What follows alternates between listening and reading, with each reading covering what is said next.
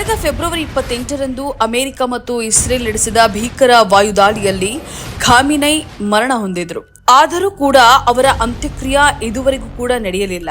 ಇಸ್ಲಾಂ ಧರ್ಮದಲ್ಲಿ ಶವಕ್ಕೆ ಕೆಮಿಕಲ್ ಹಚ್ಚೋದನ್ನ ನಿಷೇಧಿಸಿದ್ರು.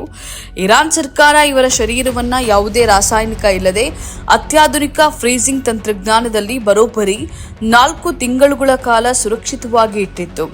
ಆದರೆ ಇರಾನ್ ಈ ನಿರ್ಧಾರ ತೆಗೆದುಕೊಂಡಿದ್ದು ಯಾಕೆ? ಇದರ ಹಿಂದಿನ ನಿಗೂಢತೆ ಏನು?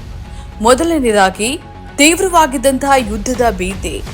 ಒಂದು ವೇಳೆ ತರಾತುರಿಯಲ್ಲಿ ಲಕ್ಷಾಂತರ ಜನ ಸೇರಿ ಅಂತ್ಯಕ್ರಿಯೆ ನಡೆಸಿದ್ರೆ ಇಸ್ರೇಲ್ ಮತ್ತೊಮ್ಮೆ ಬಾಂಬ್ ದಾಳಿ ನಡೆಸುವಂತಹ ತೀವ್ರ ಆತಂಕ ಇರಾನ್ಗೆ ಇತ್ತು. ಇನ್ನೊಂದು ಮುಖ್ಯ ಕಾರಣ ಹಳೆಯ ಕಹಿ ನೆನಪುಗಳು.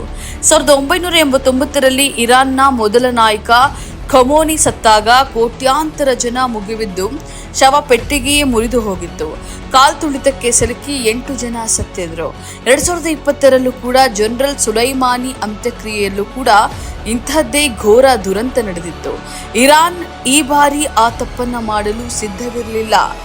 ಈಗ ಪಾಕಿಸ್ತಾನದ ಮಧ್ಯಸ್ಥಿಕೆಯಲ್ಲಿ ಕದನ ವಿರಾಮ ಘೋಷಣೆಯಾದ ಬೆನ್ನಲ್ಲೇ ಇರಾನ್ ಜಗತ್ತಿನ 90ಕ್ಕೂ ಹೆಚ್ಚು ದೇಶಗಳ ಗಣ್ಯರನ್ನ ಕರೆಸಿ ಇತಿಹಾಸದಲ್ಲೇ ಅತ್ಯಂತ ಬೃಹತ್ ಅಂತ್ಯಕ್ರಿಯೆಗೆ ಸಜ್ಜಾಗಿದೆ. ಜುಲೈ 4ರಿಂದ ಆರಂಭವಾಗುವಂತಹ ಈ ಅಂತಿಮ ಯಾತ್ರೆ ಜುಲೈ 9ರಂದು ಮಶಾದ್ನಲ್ಲಿ ಕೊನೆಗೊಳ್ಳಲಿದೆ. ಯುದ್ಧ ಮತ್ತು ಭದ್ರತೆಯ ಕಾರಣಕ್ಕೆ ನಡೆದಂತಹ ಈ 4 ತಿಂಗಳ ನಿಗೂಢ ಕಾಯುವಿಕೆ ಇತಿಹಾಸದಲ್ಲೇ ದಾಖಲಾಗಿದೆ.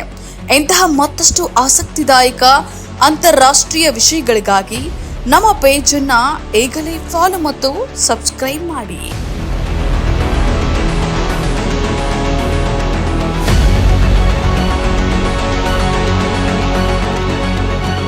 ಇನ್ನಷ್ಟು ವಿಡಿಯೋಗಳನ್ನು ನೋಡಲು ನಮ್ಮ ಚಾನೆಲ್ ಅನ್ನು ಸಬ್ಸ್ಕ್ರೈಬ್ ಮಾಡಿ, ಬೆಲ್ ಐಕಾನ್ ಕ್ಲಿಕ್ ಮಾಡಿ.